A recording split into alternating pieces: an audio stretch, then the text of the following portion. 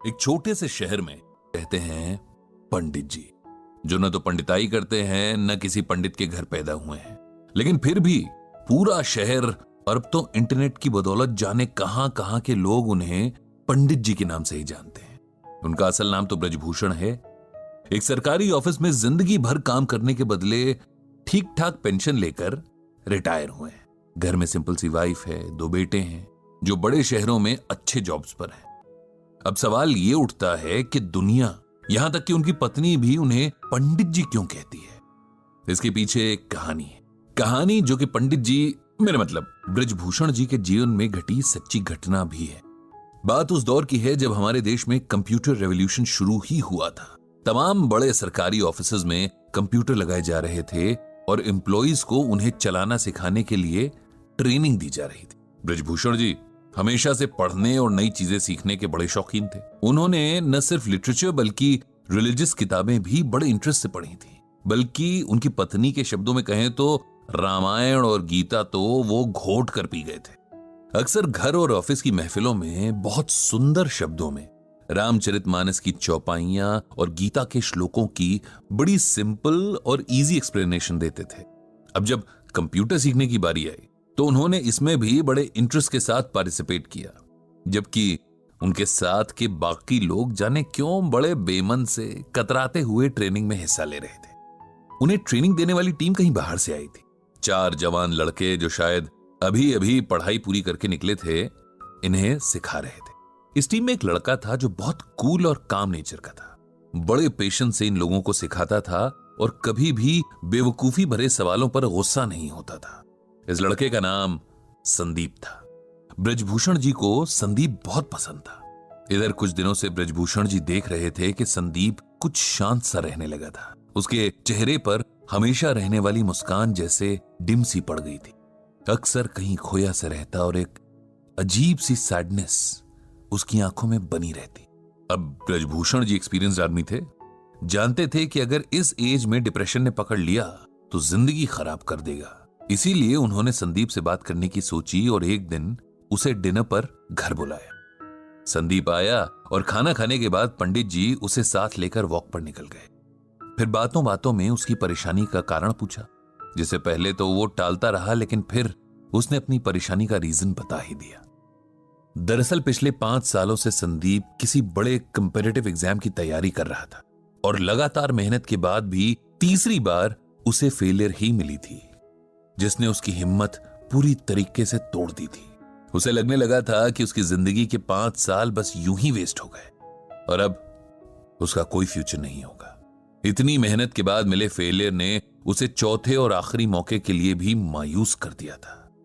वो अब आगे एग्जाम्स की तैयारी नहीं करना चाह रहा था और कहीं ना कहीं अपनी फेलियर के लिए खुद को ही गिल्टी मान रहा था, यानी दोषी ठहरा रहा था कि शायद उसकी मेहनत में ही कहीं कमी रह गई थी। यह सब सुनकर ब्रजभूषण जी ने तुरंत संदीप को श्रीमद् भागवत गीता का यह श्लोक सुनाया। कर्मण्येवाधिकारस्ते मां फलेषु कदाचन मां कर्म फल हेतुर्भुर्मा ते संगोस्त्व कर्मणि। जानते हो संदीप, इसका मतलब क्या है, मीनिंग क्या है? यह श्लोक भगवत गीता के दूसरे चैप्टर का 47वां श्लोक है। जब अर्जुन रणभूमि पर अपने सगे संबंधी, अपने गुरु, भाई और दोस्तों को देखकर युद्ध छोड़ देना चाहते हैं, तब भगवान उसे गीता का उपदेश देते हैं। और गीता का यह श्लोक तो संपूर्ण गीता की समरी जैसा ही है। इसका अर्थ अगर समझ लें तो जीवन की सारी परेशानियां दूर हो जाएं। संदीप ने पूछा कि आखिर क्या है इस श्लोक का अर्थ और इसमें ऐसा क्या है जो आप इसे हर परेशानी का सलूशन बता रहे हैं? ब्रजभूषण बोले, इसका अर्थ है कि हे अर्जुन, तेरा अधिकार कर्म करने में है, उसके फल में नहीं। तू कर्म के फल के प्रति आसक्त ना हो या कर्म न करने के प्रति प्रेरित ना हो। सिंपल वर्ड्स में कहें तो हम में से हर कोई कुछ भी करने से पहले उस काम के रिजल्ट के बारे में सोचता है। जैसे बच्चे पढ़ाई शुरू करने से पहले फर्स्ट आने की विश करते हैं। बिजनेसमैन दिन की शुरुआत में ही शाम तक मटेरियल पूरी तरीके से यूज हो जाने की विश करता है। इंजीनियर नक्शा बनाने से पहले ही कोई मास्टरपीस बनाने की ख्वाहिश रखता है।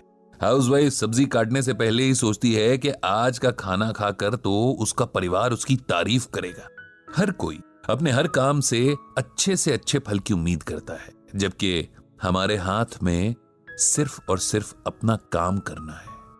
उसका रिजल्ट क्या मिलेगा, कैसा मिलेगा, कैसे मिलेगा, इस पर ना तो हमारा कोई कंट्रोल है और ना ही राइट। ये सुनकर संदीप बोला, अगर हम रिजल्ट की इच्छा ही नहीं रखेंगे तो उस काम के लिए मोटिवेशन क्या रह जाएगा? ऐसे तो हम कोई भी काम बस टाइम पास के लिए ही करेंगे, नहीं? ब्रजभूषण जी बोले, नहीं, इसका यह मतलब नहीं कि हम अपने काम में इंटरेस्ट ना लें या अपने एफर्ट्स में कमी करें। इसका मतलब यह है कि हम ये समझ लें कि हमारे कंट्रोल में सिर्फ हमारा काम है। उदाहरण के लिए, एक बच्चे का काम पूरे साल भर अच्छे से पढ़ाई करना है, लेकिन परीक्षा का रिजल्ट और भी कई बातों पर डिपेंड करता है, जैसे कई बार कॉपी चेक करने वाले के मूड पर भी। ऐसे में यदि नंबर उस बच्चे की एक्सपेक्टेशन से कम आ जाते हैं तो उसे ना तो अपनी एबिलिटी पर शक करना है, न ही आगे मेहनत करने में कोताही करनी है। हमें हर हाल में अपना बेस्ट देना है। उसके बाद क्या होता है ये ईश्वर पर छोड़ देना है। किसान जब खेत में बीज बोता है, रात रात जागकर फसल को पानी देता है, तब वो अपना काम कर रहा है। लेकिन अगर सूखा पड़ जाए या उसकी फसल को कोई बीमारी लग जाए, तब किसान को अपने आप को इसकी वजह नहीं समझना चाहिए, क्योंकि ये बात उसके कंट्रोल में नहीं थी। जीवन में बहुत कुछ ऐसा है जिस पर हमारा कोई वश नहीं है, लेकिन खुद पर और अपने कर्म पर हमारा पूरा वश है। इसीलिए उसमें कमी नहीं रहनी चाहिए। जब हम इस बात को समझ लेंगे तो जीवन की छोटी बड़ी बातों में हौसला नहीं हारेंगे, खुद पर विश्वास रखेंगे और हमेशा अपना सर्वश्रेष्ठ देने के लिए तैयार रहेंगे। ब्रजभूषण जी की बातों ने संदीप पर जादू जैसा असर किया। उसने मन ही मन एक बार फिर पूरा जोर लगाकर परीक्षा की तैयारी करने का फैसला कर लिया था। कुछ दिन बाद जब ब्रजभूषण जी के ऑफिस में कंप्यूटर ट्रेनिंग पूरी हुई और सिखाने वाली टीम को विदा किया जा रहा था, तब संदीप ने सबको इकट्ठा किया और कहा, हम सबको हमेशा कुछ न कुछ सीखने के लिए तैयार रहना चाहिए। टीचर कहीं भी किसी भी रूप में मिल सकते हैं और हो सकता है कोई ऐसा टीचर मिल जाए जो लाइफ के लिए आपका एटीट्यूड ही बदल दे।